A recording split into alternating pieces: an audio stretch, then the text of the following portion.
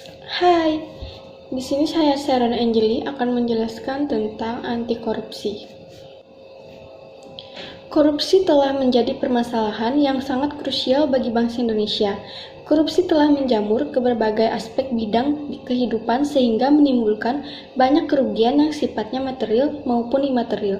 Secara material, terjadi kerugian pada keuangan negara, sedangkan secara imaterial terjadi kerugian pada moralitas dan mental bangsa Indonesia yang pada akhirnya akan sulit untuk dibenahi.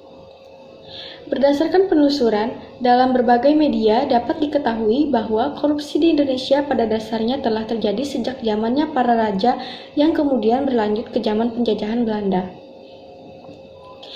Korupsi pada prinsipnya merupakan perbuatan yang secara umum dilakukan dengan tujuan untuk memperoleh keuntungan. Dalam upaya memperoleh keuntungan inilah cenderung dipergunakan cara-cara yang kurang baik. Misalnya dengan melakukan penyuapan, pemerasan, gratifikasi, dan lain sebagainya. Apabila merujuk pada ketentuan dalam UU nomor 31 tahun 99, UU nomor 20 tahun 2001 tentang tindak pidana korupsi, ada beberapa jenis perbuatan yang dapat dikategorikan sebagai perbuatan korupsi yang dapat dipidana, yaitu korupsi yang mensyaratkan adanya kerugian negara atau perekonomian negara, penyuapan, penyalahgunaan jabatan, pemerasan, kecurangan, korupsi berkaitan dengan penggadaan barang dan jasa, gratifikasi, percobaan, permufakatan jahat, dan pembantuan tindak pidana korupsi, dan beberapa jenis perbuatan yang berkaitan dengan tindak pidana. Di Indonesia, perbuatan-perbuatan korupsi sebagaimana tersebut di atas sudah umum dilakukan. Menurut data statistik KPK, penyuapan merupakan jenis perbuatan korupsi yang paling banyak dijumpai. Generasi muda merupakan lapisan terbawah dari masyarakat yang umumnya terdiri dari anak-anak, remaja, dan pemuda yang berumur antara 0 sampai 30 tahun. Generasi muda memiliki arti yang amat penting dalam tatanan kehidupan suatu bangsa. Sebagaimana umum diketahui, generasi muda merupakan tulang punggung suatu bangsa yang di bahunya terdapat harapan-harapan akan masa depan yang lebih baik. Generasi muda sangat identik dengan perubahan dan bahkan kerap menjadi motor bagi perubahan itu sendiri.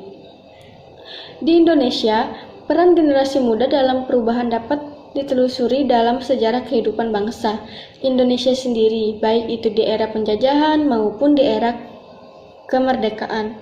Ada banyak gerakan-gerakan pemuda yang mewarnai perjalanan sejarah Indonesia yang sebagian besar menunjukkan perubahan. Contohnya di masa penjajah atau sebelum kemerdekaan.